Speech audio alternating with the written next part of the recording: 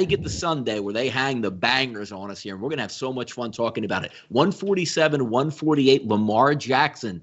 2 straight playoff duds, favored at home. One is a wild card. One is the number 1 overall record in the NFL where you get bounced. Didn't look good in either one of those. I believe his combined passer rating, it's only 2 games, like a 68 at that point. They are rolling into the playoffs. They are red hot. But you know who else is red hot on offense? The Tennessee Titans. 147, 148, 105 kickoff on Sunday. A 3.5 to 3-point line, depending on where you're shopping at. An over-under sitting at 54.5, because when you look at these teams, both offenses elite heading down the stretch and can do a lot. 2 different looks, because when you look at the offense for Baltimore, be out physical you, run the football with J.K. Dobbins, Lamar Jackson on 3rd and 6. If he runs, it's an automatic first down, and still able to hit those big plays over the top. Tennessee, when you look at that offense, does it all. Unbelievable superstar running back, 2 dominant wide receivers, big-time tight end, and an athletic quarterback that can get out of the pocket. Now, as we start to cap this game, shouldn't it come down to defense? Because when I look, if both offenses are elite and Baltimore is a favorite on the road, if Baltimore's defense is healthy, they are so much better than Tennessee's defensive effort. Yeah, every team in the history of the playoffs since 2006 is better defensively than Tennessee outside of the 2013 Chargers. This Tennessee defense is embarrassingly bad. I mean, God, awful bad. But, and we talked about this when these teams played earlier in the year, we took Tennessee as the underdog and they won that game outright. Calais Campbell's still banged up. He's sort of practicing. He's going to give it a go, I'm sure, but he's not fully healthy and he's not going to be his dominant self. Derrick Henry should be able to run on this team. Now, when you take the Tennessee defense, they can't cover anybody. They have one of the worst pass rushes in the history of playoff teams. I think it's the 2nd fewest sacks ever for a playoff team since the 1970 merger. But that sort of plays in to Lamar Jackson, because teams don't have success saying, hey, we're going to blitz Lamar Jackson and force him to scramble. That's exactly what he wants to do. Yeah. So you have players sitting back. You don't need a great pass rush. Lamar Jackson most likely is not going to destroy you with his arm. He's a very inefficient pocket passer. So it sort of plays into all the weaknesses that Tennessee defense has. Baltimore's offense sort of plays into it. Now, you have, I believe this is the 3rd time ever, you have the NFL, the team who has the most rushing yards against the NFL rushing leader. In those 3 meetings, the rushing leader has won every time. If Tennessee can beat Baltimore at their own game and run the football consistently and effectively against Baltimore, I think Tennessee, of all the underdogs this week, this is the one with the best chance to win. I actually like Tennessee to win this game at home. I do not, until Lamar Jackson proves me wrong and shows me he can beat a good offense with his arm in the postseason, I can't back him. I got to take the Titans here. I think they win outright. I will take the points and the money line. Give me the Titans. See, I'm struggling with this one, because right off the bat, when you're just reading lines and where they open at, I was very surprised to see the Ravens open up over a field goal favorite on the road. I almost had to double check and say, well, the game must be in Baltimore, but actually, obviously, we know it's in Tennessee.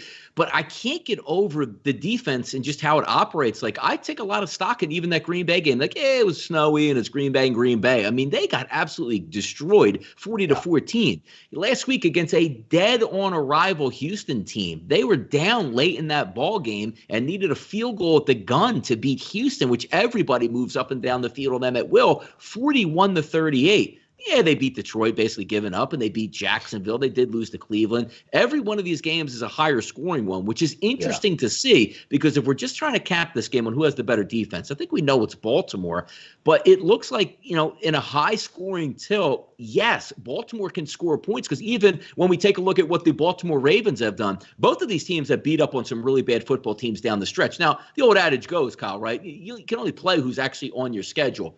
After Pittsburgh and all that COVID cleared out, where they got beat 19-14, I don't even want to talk about a live in-game wager I lost because Trace McSorley's throwing touchdown passes late, but that's another day. 34 against Dallas, who stinks. 47 against Cleveland, that was a nice victory where, Lamar Jackson missed, part of, I guess, the 4th quarter, some bathroom issues that he says were just cramps. We'll see what it was. But they still dropped 47 in that game, 40 against Jacksonville, 27 against the Giants, and 38 against Cincinnati. You still have to score on them. They've done some damage, but there's a referendum, it seems, here on Lamar Jackson. Amazing kid during the regular season, but now he's got to prove in the playoffs, and playoff pressure is real. He's a great kid. He answers all the questions. Teammates love him. City loves him, and rightfully so. He's done everything right since he's been in the NFL, but win in the playoffs. Could this be one of those games, Kyle? Because even when I was doing it and trying to, come up with some adjectives of, what might happen, what might not, they were down 23-3 against the Chargers. They were down 28-6 against this very Titans team. If this game goes to he throws an interception, gets strip sack, fumbled in the first drive, and this game is 14-3, that pressure ratchets up. And that's not what Baltimore does well. Baltimore wants to bully you, and they can score 40 points just by running it and keeping you off balance. But when we see that tilt, Kyle, go the opposite way, can we see a scenario here where they're down 7 to 10 points early, and all of a sudden here it comes? Oh, my goodness, Lamar can't win. Now he's struggling and pressing a little bit instead of letting the game come to him. Yeah, and I said it on Tuesday, and I still believe it today, even though I'm taking Tennessee as my official pick on this one. The team that scores first, I believe, wins this game. If Baltimore gets down 7-0, they come out on that first drive, they don't score any points, or they kick a field goal, and it's 14-3, it's over. They're not coming back. Tennessee will continue to score, and Lamar Jackson is not going to throw you back from behind. It's just not going to happen. Now, on the other side, if Baltimore gets up 14-3 and Tennessee's trying to play catch-up, the problem is their defense can't stop anybody. Their defense is historically bad. So they're going to be playing from behind the entire game. If I'm Tennessee and I win the coin toss, instead of, it's the new thing, it's amazing. When we were younger in the 80s, 90s, you won the coin toss, you took the football. Now it's all deferred where you want the ball in the second half. I think that's a mistake for both of these teams. Whoever wins the coin toss, I think they should take the football first, try to get that lead, especially for Tennessee. Put that pressure on Lamar Jackson. That's all he's going to hear about all week long. Team to score first wins. I like Tennessee's chances against Baltimore because I really like that offense, and I got to see it to believe it from Lamar Jackson. You've got to throw me to a victory here. I'm not sure that he can, so that's why I'm taking the Titans, and I'm looking at that 54.5. Now, that's a huge number, right? It is monster. It's a monster number. You're not getting any breaks. Yeah. You're not getting a break, but again, do you feel what would be more likely, as you always ask me, 31-24 or, 20-13? There should be a lot of points scored in this game. I'm not touching that total. I won't be betting it.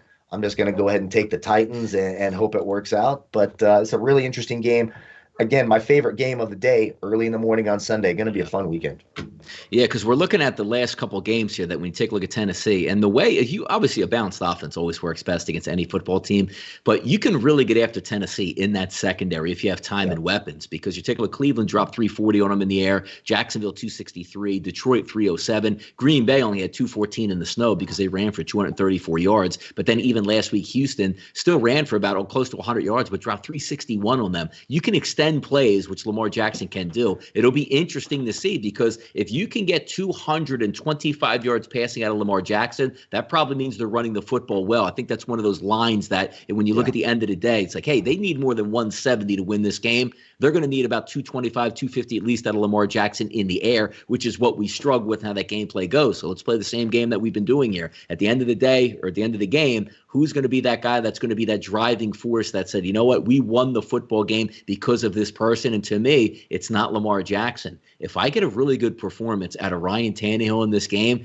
that's going to spell real doom for that Baltimore defense, because I think they're getting all their corners back. They will be as fully intact as they possibly are for the year 2020, 2021, and that's going to be a big boost. But if Arthur Smith is dialing up plays and Tannehill is athletic, rolling out right, rolling out left, and dropping some dimes to those big wide receivers, that's going to put a lot of pressure on Lamar Jackson. So my player who needs to have that big game, and if he does, they'll win, it's Ryan Tannehill, quarterback. Yeah, I agree. And of course, it's way too easy to say Derrick Henry. Like, we get it. He's going to get the ball 30 times. Yeah. I get it. Okay. So before you guys, yes, I understand Derrick Henry is the key focal point of everything in this game. But for me, I'm going to go to the Tennessee defensive side of the ball. We know how bad that defense has been. You're not going to get sacks on Lamar Jackson. So for me, they got Adoree Jackson back a couple weeks ago. Hasn't really rounded into form yet. If he can play well, cause a turnover, if they can get an interception or two from Lamar Jackson, some batted balls, keep Hollywood Brown contained. If you look back and go, hey, Adoree Jackson, an interception in this game, 3 passes defensed, I think Tennessee has a great chance to win. Someone in that secondary has got to make a play cause a turnover, because that's the only way these defenses are getting stopped. So keep an eye on the Tennessee secondary. Going to be big for them this week. Great one. NFL did a really good job, Kyle. First game Saturday, banger. First game Sunday, absolute banger. Now we get to the 4:40 game in the afternoon.